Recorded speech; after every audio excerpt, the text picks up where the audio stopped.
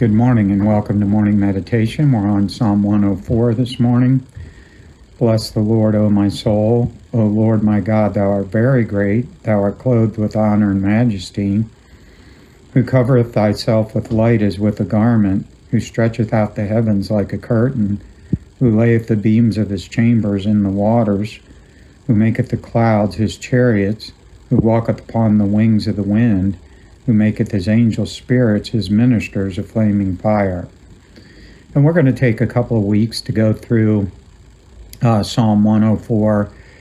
It does talk about creation.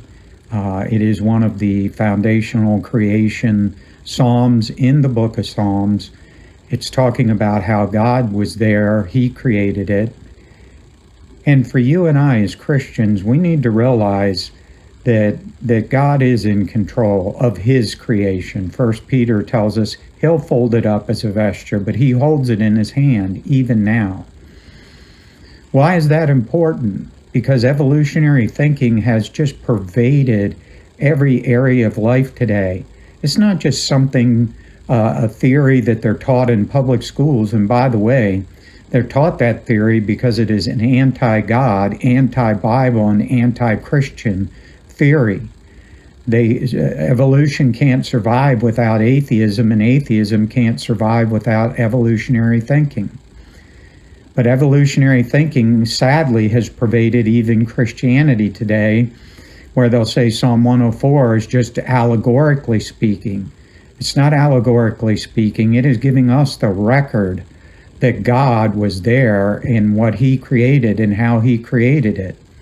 It's amazing if you go to the book of Job, the book of Psalms, the book of Genesis, you'll see all of the creation and how God laid it out. Now, why is creationism so important?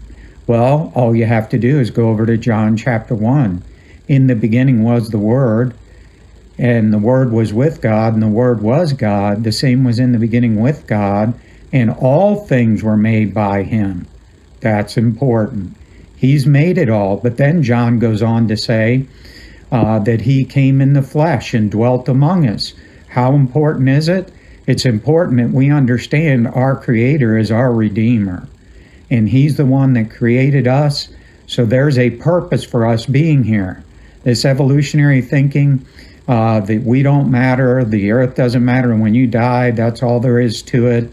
So just live like an animal and it'll be okay. That is wicked today, and that has pervaded all of the entertainment.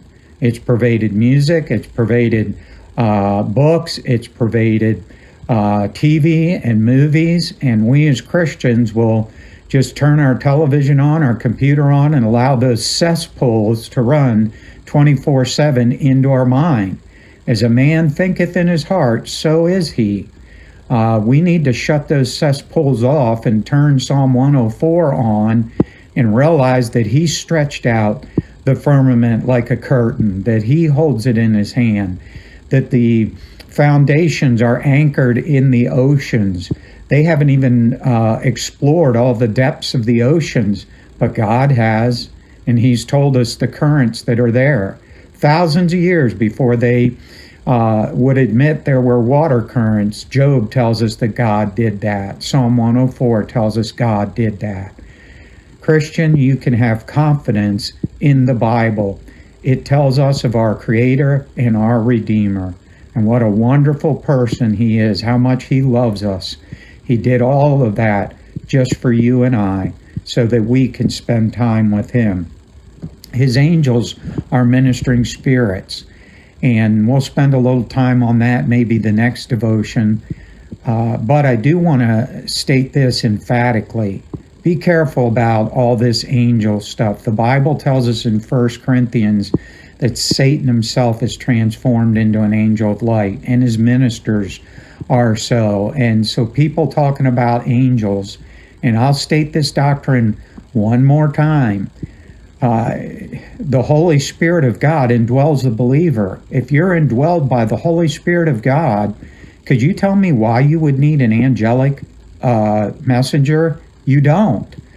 The unsaved maybe, the children definitely, but you as a Christian are indwelled by the Holy Spirit of God.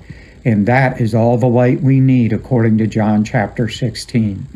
Study creationism, but also study that in view of his redemption, and you'll see a beautiful picture that Christ has painted. I pray today you have a wonderful day. God bless you and have a good year.